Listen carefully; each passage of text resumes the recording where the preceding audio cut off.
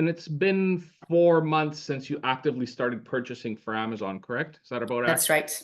Yep. Okay, perfect. I have no sales experience, not at all in my background. January to February were actually my best, where I made $15,000. This business is all about momentum. Once you find a sweet spot, you just have to keep doing it over and over again. So I wanted to let you guys know that Florence has been doing really well, and I wanted to take this opportunity to kind of have a chat with her about how she got there, her mindset. It takes time, perseverance, patience. You need to learn. And it's been 4 months since you actively started purchasing for Amazon, correct? Is that about accurate? That's right.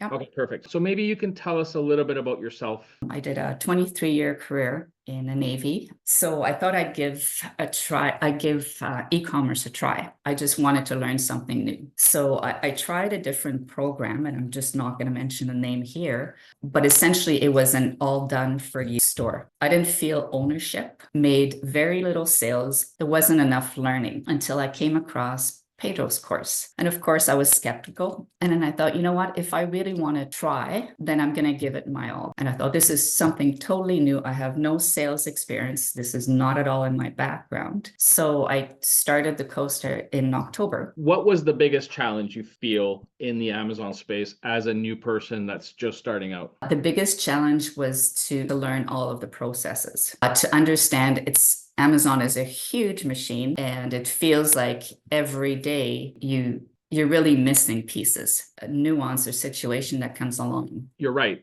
You can't address every nuance, but then what do you rely on? The community. I can't begin to explain how much of a godsend that really was.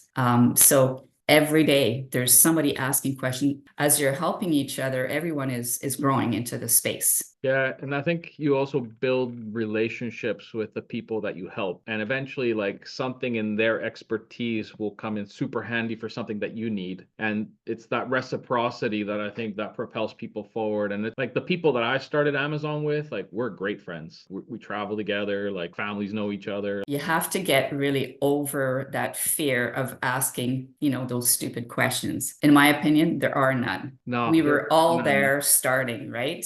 It's so easy to just go on Telegram, ask a question, and there's so many people to share with you, to share the knowledge. And that I find amazing. That's where like collective experience really plays a part. So the way that I've built this course is to focus on 3 major frameworks. Like the base is the sourcing. Then I have the operations aspect of it. And then I have the scaling aspect of it. Can we really quickly talk about which one of these 3 things had the biggest impact on your business? I still find the sourcing is the biggest, knowing exactly which piece of software to use, the automation part. I made mistakes in the sourcing because I didn't use the software as you had taught in the course. Now that I'm getting more comfortable, I think the level of tolerance also increases because you're more comfortable in your knowledge that this is a solid buy. Tell us like how compliance has played a role in your ability to grow this sustainably. Compliance, I have been fortunate because you taught us to be conservative in the type of product that we purchase. So I've purchased a lot of, steady brands that are known, trying to be careful about, understanding the hazmats, understanding certain commodities that may have an impact crossing them, right? I mean, I'm constantly watching my performance dashboards and my account health. All right, so let's talk a little bit about the results. So you started at 0. Where are you at now on a monthly basis? 30 days between mid-January to February were actually my best, where I made $15,000. So I've exceeded the 30. And again, there were some buys that were not necessarily the smartest one, let's put it that way. But I saw a huge spike in January and again in February. That's when I started really feeling more comfortable understanding the logistics. I think that was key for me. At some point, sourcing just becomes so second nature. You can almost look at a product and just know. Does that sound accurate? It does. A big part of this business is resilience. I think I've said that in a few comments. And sometimes it's just a matter of knowing that it's not just you, right? Amazon is not picking on you alone as a seller. It's just something that happens, right? And you can talk to the community and collectively find a solution. now that you're kind of on your way, so by June, I think you're going to be at 50K. If you go out and get a big Amex card or something, then you can probably do more. But I think that the way you're going right now, like if you're just conservative and just keep going at the rate that you're at, you'll be at 50K months. I think that's where you're heading. Let's talk about your results. How has that personally affected you? Like, what has been the impact of being able to start an Amazon business from zero and get it to this level where you're at $15,000 to $20,000 a month? Well, it's great. Actually, what I didn't say is my husband will probably be retiring from police force probably a few months.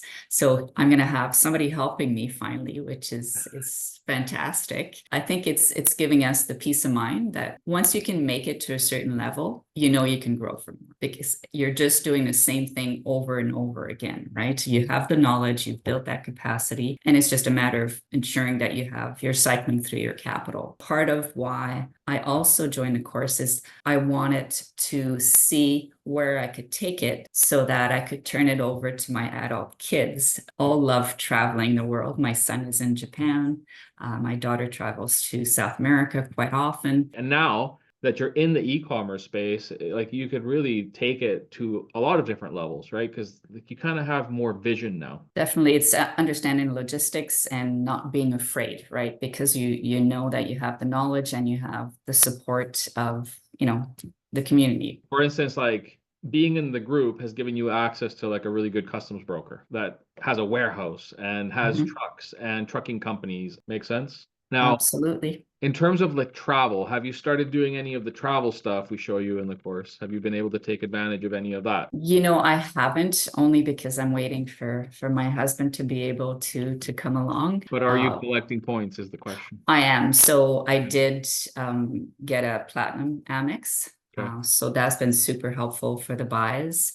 I did get a few other credit cards as well. So I've built up, I was fortunate enough to get in when the Amex card had, I don't know if it's still available, but they had a really good bonus for those that signed up. So I have built up quite a bit. I have built up some funding through, the different point systems.